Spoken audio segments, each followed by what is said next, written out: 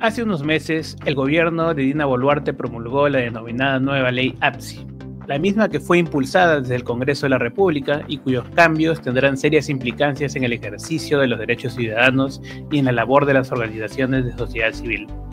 Por ello, conversamos con Gabriela Flores, periodista de investigación y cofundadora de la Asociación Civil Japicay, Memoria y Ciudadanía. No te pierdas esta interesante conversación. Yo soy Andy Latacay y aquí comenzamos.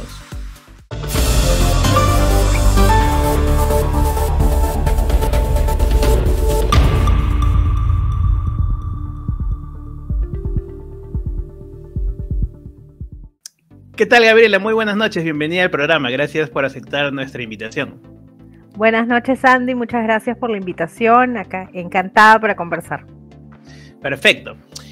Bueno, el tema de esta noche, a algunos les puede sonar extraño porque no todos saben lo que es la APSI. Suena raro, ¿no? La APSI suena a nombre de Temu, suena a nombre de una marca de algo.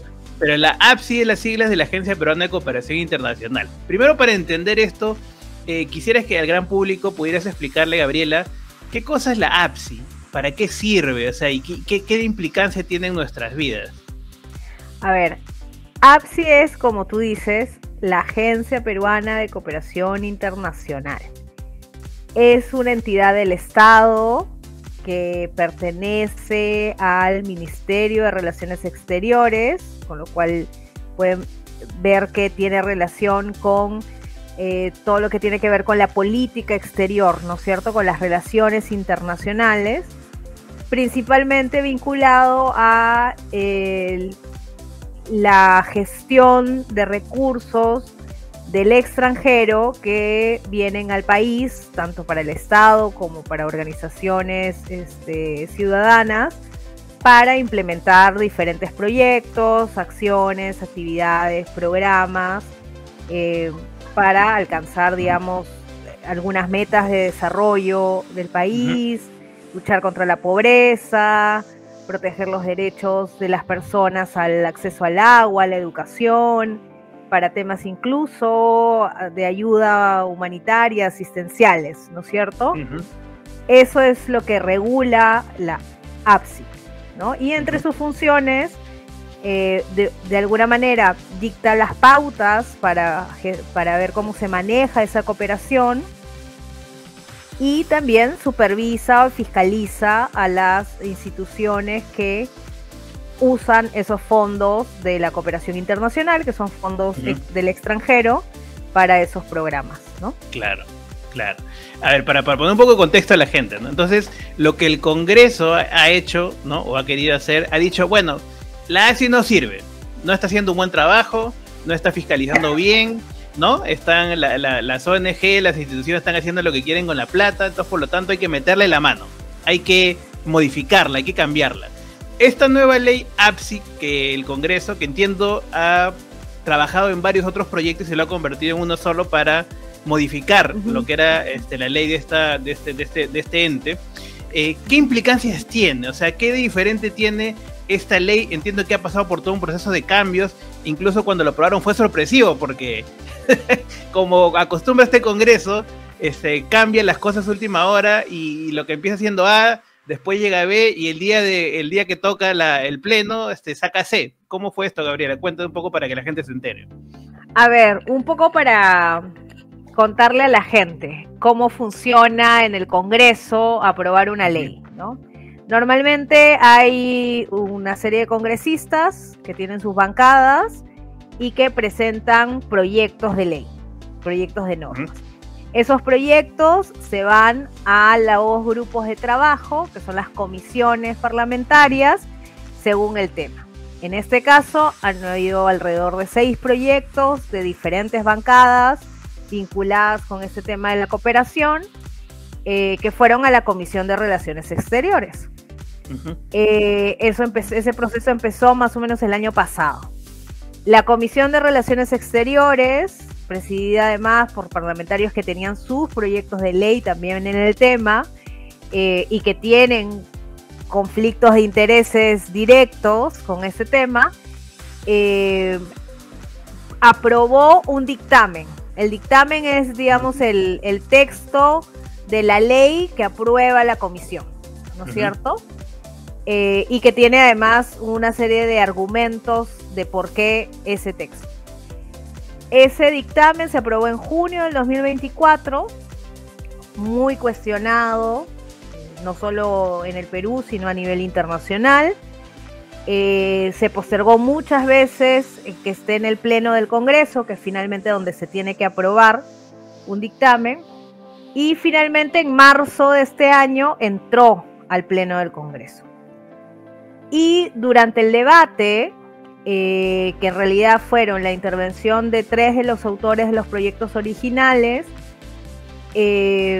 la presidenta de la comisión dijo, bueno, hay una serie de observaciones, porque el dictamen tenía observaciones incluso de las entidades del Estado que estaban afectadas, como la SUNAT, la Unidad de Inteligencia Financiera, la misma APSI. Dijo, hemos recibido observaciones y entonces yo ahora presento un texto nuevo, se llama texto sustitutorio a eso, entonces presento un texto nuevo, diferente, y pido que lo votemos. Y entonces se dieron 5 minutos para que les dieran a los congresistas que estaban en el pleno, y en menos de 5 minutos los congresistas leyeron el nuevo texto, lo analizaron. Lectura veloz, y después lectura veloz. Efectivamente, lo analizaron muy profundamente en 5 minutos y votaron. No hubo ni siquiera debate, un texto que no conocía ni siquiera la comisión. Claro. Y este texto nuevo es el que ha traído cosas mucho más graves de las que había en el dictamen anterior. Claro, porque a ver, para ver una pausita ahí. O sea, en el texto anterior entiendo que se hablaba del tema de activismo político, ¿cierto? Sí. Que ahí entraba, pues, vaya a ver lo que se le ocurriese al Congreso, ¿no? Claro, ¿no? O sea, ahí el texto anterior proponía que hubiera un cuarto registro. Digamos, APSI, al regular, al tener que fiscalizar a las entidades que dan cooperación, tiene a las entidades en 4 listas, digamos, divididas en 4 grupos, ¿no? Según el tipo de entidad. Entonces, un grupo son las denominadas ONGD, que son organizaciones no gubernamentales de desarrollo. Otro grupo son las ENIEX, que son las entidades extranjeras, que son las que financian, ¿no es cierto? Y otro grupo son las IPREDA, que son las instituciones que reciben donaciones para temas asistenciales, de ayuda social o educativos. Esos son los 3 grupos. El dictamen proponía hacer una cuarta lista para aquellas que realizan, decía el dictamen, activismo político. Y activismo político es básicamente hacer acciones de incidencia para promover, promover diferentes políticas, normas, decisiones públicas en función de los intereses de determinados grupos. Pero, por ejemplo, por poner un tema actual, formamos una organización vecinal, digamos, ¿no? Un grupo vecinal de Lima, porque tenemos cuestionamientos, por ejemplo, ahora que está de moda el tren de Porqui, ¿no? Porque sospechamos que hay irregularidades, que hay cosas que no están claras y exigimos que nos den claridad en la obra, ¿no? Entonces, ¿eso podría ser considerado también, bajo esa lógica, ese rubro de activismo político? Claro, eso serían acciones de activismo político.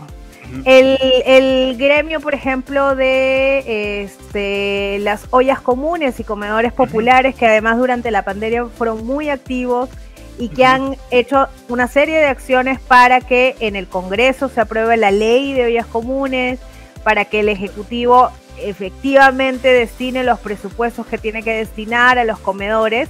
Eso es activismo político, según lo que definía el dictamen, ¿no? Claro. Y claro, si estas organizaciones, llamemos ollas comunes o federaciones, reciben además apoyo de alguna manera de la cooperación internacional, que puede ser en dinero o que puede ser incluso en asistencia técnica, en asesoría, en donaciones, por ejemplo, de alimentos, entonces están bajo el ámbito de APSI y tenían que estar en ese registro. Eso finalmente desaparece en el nuevo texto que se aprueba en marzo. Ya no se habla de activismo político, pero se establecen otras cosas. Por ejemplo, que todas las organizaciones que reciben de alguna manera, en algún momento, cooperación internacional, lo decía, con fondos para proyectos, con asesoría o intercambio académico, técnico, o donaciones para ayuda social, entiéndase, a las que llamamos ONGs, ¿no es cierto? Entiéndase, gremios, sindicatos, gremios empresariales, federaciones, organizaciones sociales de base, entiéndase, fundaciones, asociaciones, incluso empresas privadas, todas van a tener que estar registradas en APSI, pero además van a tener que pedirle permiso a APSI para poder ejecutar sus acciones. Entonces ya no es solo que se le va a informar qué se hace y APSI podrá supervisar después, sino que antes de, el gobierno a través de APSI va a decir si lo que uno va a hacer está alineado con la política del gobierno o no. Claro. Eso, o sea, pasamos de Guatemala a Guatepeor. Guatepeor, sí.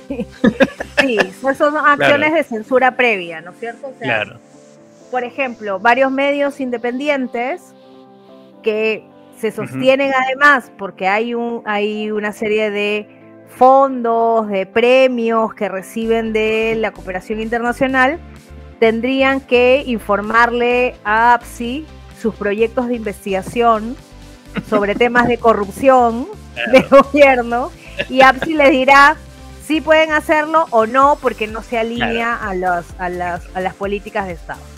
Claro, por ejemplo, si un ente periodístico, por ejemplo, ¿no?, que ha investigado el caso de los Rolex o el caso de las masacres, ¿no?, durante las protestas, o algunos de estos temas incómodos que le son al gobierno y al Congreso, habría que pedirle permiso, en cierta manera, no directamente, pero indirectamente al gobierno de turno para que esta investigación pueda proceder. ¿Estamos bien? Sí, tal cual. Sí, o sea, sería una restricción, ya no sería solo una restricción a la libertad de asociación, sino una restricción directamente a la libertad de expresión.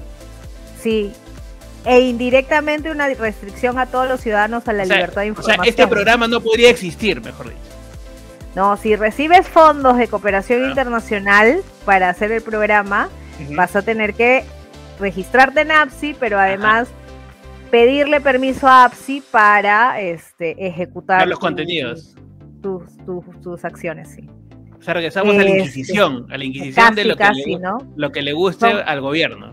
Efectivamente, son mecanismos de censura previa que no son raros en esta gestión, Congreso Ejecutivo, ¿no? Ya lo han aplicado también en el tema de la ley de cine, y en otras modalidades, ¿no es cierto? Hay una serie de decisiones que apuntan a restringir la libertad de la gente de opinar, de informarse, que es lo más peligroso, ¿no es cierto? Y de expresarse. Entonces, hay esta disposición para pedir el permiso, es una especie de censura previa a los proyectos, a las actividades, incluso de corte asistencial, ¿no? O sea, los programas de ayuda social que no están vinculados a una situación de emergencia, digamos, post-terremoto, ¿no? Eso lo ve INDECI, pero los que tienen que ver con un trabajo más sostenido de ayuda social, también van a tener que pedir permiso. Claro, ¿no? Claro. Y yo hace unos días conversaba con una colega y le decía, si nosotros tenemos una gestión tipo la de Argentina hoy, que cree que las personas con discapacidad, por ejemplo, son personas que no merecen ayuda, que prácticamente hay que desecharlas de la sociedad, ese gobierno obviamente no va a validar ni a dar conformidad a proyectos que tengan que ver con los derechos de las personas con discapacidad. Claro, ¿no? A ese nivel, ¿no? A ese nivel. Ahora, y si una organización ejecutara un proyecto porque APSI se demora en responder o porque no está de acuerdo, igual lo ejecuta, eso se convierte en una infracción grave que se puede multar con más de 2,5 millones de soles, con lo cual prácticamente disuelves una organización porque la vuelves insolvente. Claro, ahora esto para que se entienda bien, ¿no? Porque mucho en el discurso en redes sociales o el discurso mediático de algunos medios que ya sabemos cuáles son, ¿no?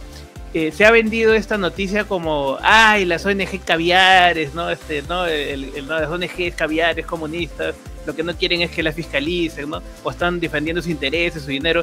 Lo que tú estás contando es un panorama que va muchísimo más allá de las ONGs. Sí, claro, porque la ley no habla de ONGs. La ley habla de cualquier entidad, cualquier tipo de persona jurídica, ¿no es cierto? Cualquier entidad que reciba cooperación internacional bajo cualquier modalidad. Entonces estamos hablando de todo tipo de organizaciones, incluida la empresa privada, fundaciones, asociaciones, todos van a tener que registrarse en APSI para poder recibir la cooperación, van a tener que pedir permiso para poder ejecutar sus acciones, van a tener que cumplir también con una serie de procedimientos. Es muy interesante porque, como tú dices, el discurso ha sido, esto es para fortalecer la transparencia, ¿no es cierto? Para que transparenten, para que se rindan cuentas, pero la ley no cambia absolutamente ni una sola coma de lo que ya estaba vigente con relación a APSI, de los procesos de fiscalización, de las obligaciones que tienen las organizaciones que están registradas, ¿no? Lo único es que incorpora este proceso de permiso previo, de conformidad previa, que no solamente va a afectar a las organizaciones de sociedad civil, a las empresas, que también va a afectar a las entidades del mismo Estado, porque... ¿Cómo así? A ver, explica esa parte que es interesantísima. ¿Por qué? Porque la cooperación internacional no solo llega, de hecho, no llega principalmente a las organizaciones de sociedad civil, sino que principalmente está destinada a los proyectos, a los programas que se ejecutan desde el Estado, ¿no es cierto? Cada entidad del Estado tiene su área de cooperación internacional y gestiona proyectos y ejecuta proyectos. Algunos recordarán que cuando empezó todo este tema con la llegada de Trump y la paralización de fondos de Estados Unidos, se conoció que habían como 2 millones y pico, más de 20 millones de fondos que estaban destinados a los programas del Ministerio de Agricultura, ¿no es cierto? Que se paralizaron. Bueno, el Congreso de la República, el Ministerio de Agricultura, el Ministerio de Educación, los gobiernos regionales, las municipalidades, todos tienen algunas acciones que se ejecutan con dinero de la cooperación internacional. Entonces, entran en el marco de la ley APSI, pero además la ley les dice que para firmar un convenio o un contrato en el que estén involucrados fondos de la cooperación, tienen que pedirle permiso a APSI. Es decir, APSI tiene que autorizar al gobierno regional de Ayacucho a suscribir un convenio, si lo desea, con con la FAO, que es el Organismo de Naciones Unidas para la Alimentación, para ejecutar un proyecto de cooperación internacional para el tema de seguridad alimentaria. El Congreso de la República le va a tener que pedir permiso a APSI cuando ejecute un proyecto que tiene fondos de la cooperación para fortalecer a su personal técnico, y entonces va a firmar un contrato, ¿no es cierto?, para contratar a una universidad de fuera que les dé capacitación. Bueno, ese contrato tendrá que primero tener el permiso de APSI. Eso establece la norma. ¿No? O sea, APSI lo están convirtiendo en una especie de deidad burocrática administrativa con superpoderes. Exacto. Además, con un director ejecutivo que lo va a nombrar el presidente de la República de turno, a dedo. O sea, definitivamente de Guatemala a Guatepeor. Sí, tal cual. ¿No? Que quería plantear un punto sobre el tema de las implicancias de esta ley, que es muy delicado. Hacer énfasis un poco en el tema del derecho a la defensa, sobre todo porque seguramente en algún momento vamos a conversar también con algunas de las, ¿no?, de los grupos de víctimas de las masacres. Ni siquiera tenemos que irnos muy atrás de las víctimas de las masacres de este gobierno, ¿no? Que por ejemplo, muchas están ahorita luchando por justicia, ¿no? Por justicia para los familiares fallecidos o heridos en las protestas, y que entiendo que esta ley, tal cual está planteada, y seguramente la reglamentación debe salir en estas semanas, impide que una persona pueda asistirse, ¿no? O pedir el apoyo legal, ¿no? La asesoría jurídica de parte de una ONG o alguna institución de carácter legal, que muchas veces los abogados brindan un servicio gratuito para estas personas. Entonces estarían cometiendo una infracción grave. O sea, las instituciones que no pusiesen al servicio de esas organizaciones sus abogados, ¿no?, o su staff de abogados, automáticamente esa ONG sería sancionada y cerrada. ¿Es esto correcto? Es tal cual.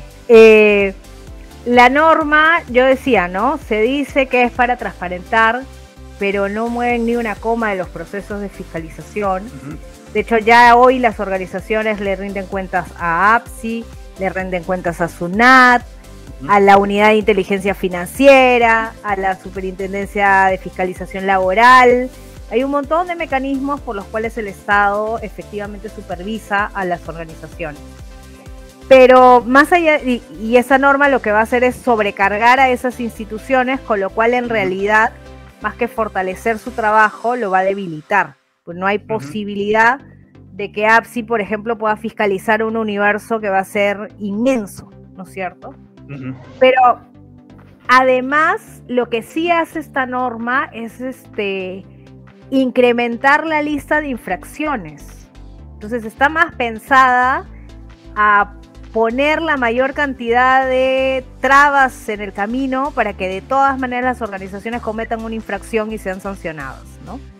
Y dentro de esas infracciones hay un grupo de infracciones que se denominan muy graves, que es lo peor que tú puedes hacer, digamos, ¿no? Entonces, obviamente están infracciones en las que todos coincidimos que son muy graves, que es falsificar documentos, que es desviar los fondos de la cooperación para yo volverme millonario, que es un poco lo que han hecho, ¿no es cierto?, lo que hemos visto en casos como el de los Humala, ¿no?, en donde han intervenido ONGs, Pero dentro de eso hay una infracción que está referida al uso indebido de la cooperación o de las donaciones.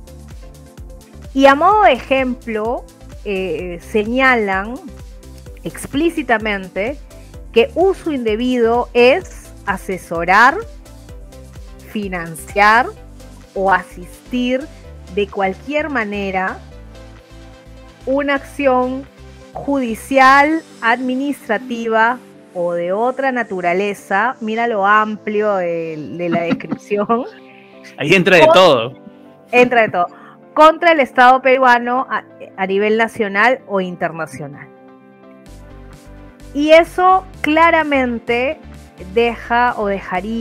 pone en riesgo el ejercicio del derecho a la defensa y el acceso a la justicia de un gran sector de la población. Yo mencionaba ahora, por ejemplo, el tema de las personas con discapacidad, pero incluso en casos, por ejemplo, como el caso Caliwarma, en donde ha habido un grupo de niños de escuelas públicas cuya salud ha sido afectada, esas personas podrían efectivamente querer iniciar acciones contra el Estado peruano, ¿no es cierto? O las personas afectadas por el suero, o las personas afectadas por el suero porque dijese no cumple su función, ¿no es cierto? Claro. Si una organización que recibe cooperación internacional asiste a estas personas en su proceso de buscar justicia contra el Estado y demandar al Estado peruano por no cumplir con sus funciones y poner en riesgo sus vidas, esa institución podría ser sancionada por APSI. Hay hoy varios procesos que están en el sistema interamericano, ¿no es cierto? Que de hecho ya la Corte le ha dicho al Estado peruano, a estas organizaciones que están hoy llevando casos, no les pueden aplicar la ley y no las pueden sancionar por estos casos que ya están llevando. Claro. ¿No es cierto? Y que ya venían llevando desde antes que hubiera la ley. O sea, no puede aplicar la ley retroactivamente. Claro, que entiendo que ahí entra, por ejemplo, Demus y recientemente creo que Aprode también, ¿no? Ajá, también. Exacto, ¿no? Entonces, en el caso de Demus, por ejemplo, ellos están llevando el caso de esterilizaciones forzadas, en el que está involucrado el congresista Alejandro Guinaga, que coincidentemente estaba detrás de esta ley, ¿no? Efectivamente, que es autor de uno de los proyectos de ley que dan origen a esta norma, y que en junio presidía la Comisión de Relaciones Exteriores y aceleró el dictamen del que habíamos hablado de activismo, ¿no es cierto? Entonces, claro, hoy tiene una norma que le dice a las organizaciones: no uses la plata de la cooperación para demandar al Estado, con lo cual el Estado y en realidad las gestiones de turno se vuelven intocables, ¿no es cierto? Por ejemplo, volviendo al caso de los colegas periodistas, el periodismo de investigación se basa en el acceso a la información pública, que además es un derecho que tenemos todos los ciudadanos, ¿no es cierto? Entonces, si nosotros pedimos información pública a una entidad y nos niegan esa información y sentimos que los argumentos no son los correctos, uno puede apelar. Uno puede ir además hacia una instancia que es la Autoridad Nacional de Acceso a la Información Pública, y si no, puede ir incluso a un proceso judicial de habeas data. Bueno, si un medio hace un proceso así, y es un medio que además tiene fondos de cooperación internacional, APSI lo podría sancionar. O sea que nunca no hubiésemos podido saber lo del cofre, por ejemplo, de Dina Boluarte.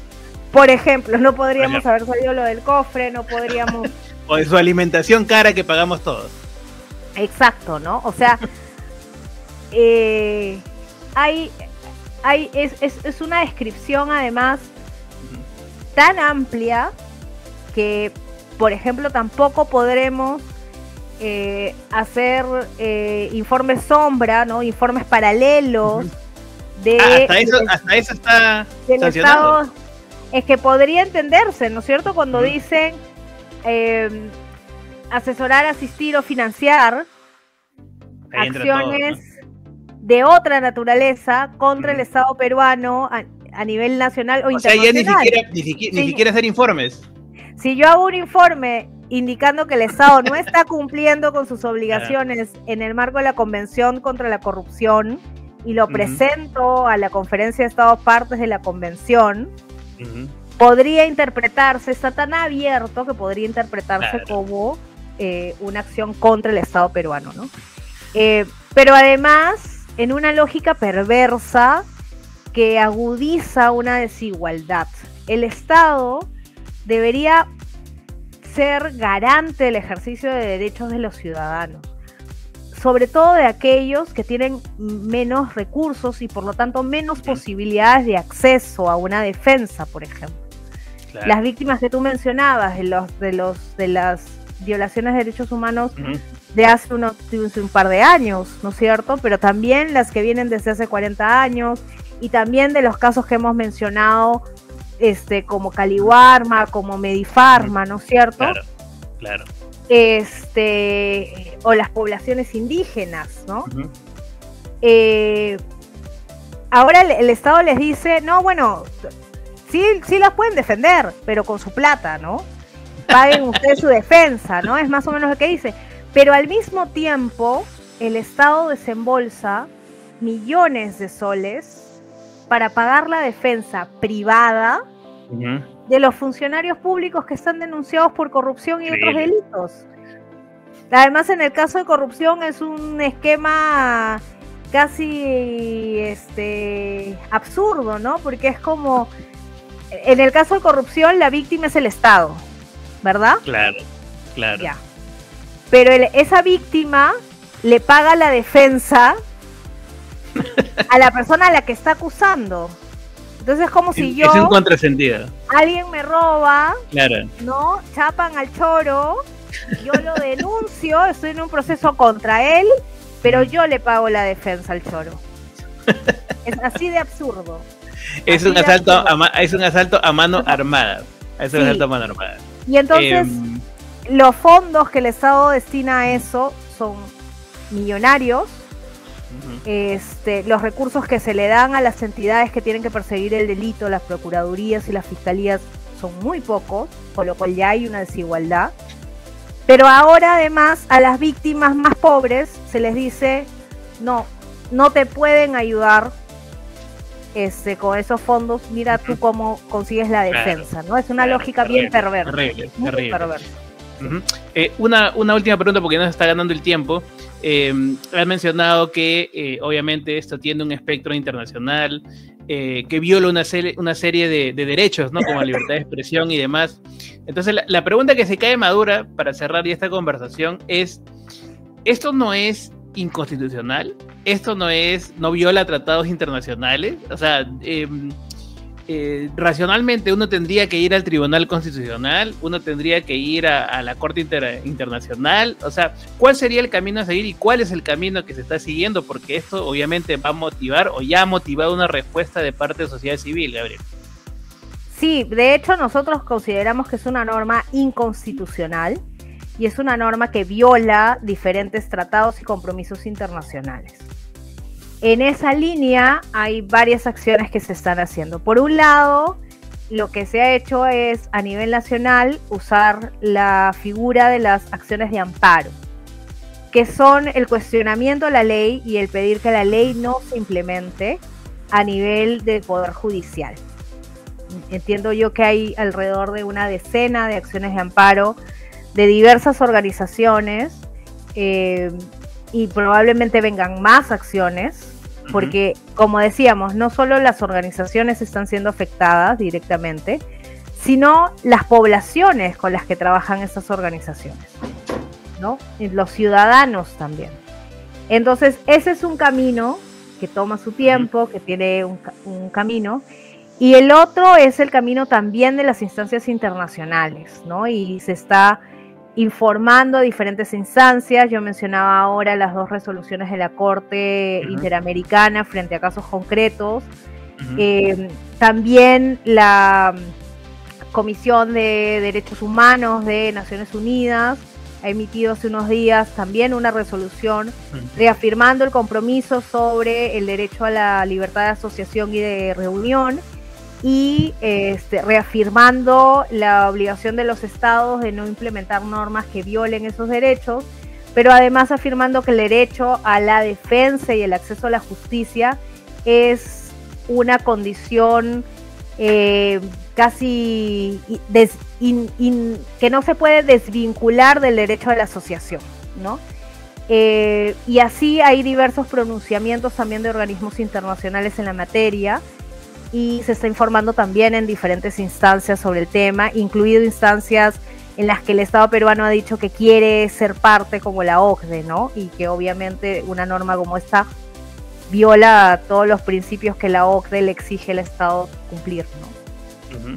Perfecto. Gabriela, muchas gracias. Ha sido explicaciones muy didácticas, porque en realidad este tema tiene sus complejidades jurídicas, sus complejidades administrativas, y queríamos hacerlo lo más sencillo posible para que cualquier persona que vea esta entrevista pueda entender, ¿no?, las motivaciones que hay detrás, que esto es parte de una movida más grande, ¿no?, que está buscando, si es que ya no lo logró, ¿no?, acabar con la democracia en el país, podríamos decirlo. Gabriela, muchas gracias, y te comprometo para una siguiente conversación que esto no va a acabar acá, ¿no? No, muchas gracias, Andy, y a disposición total para conversar. Perfecto. Muchas gracias.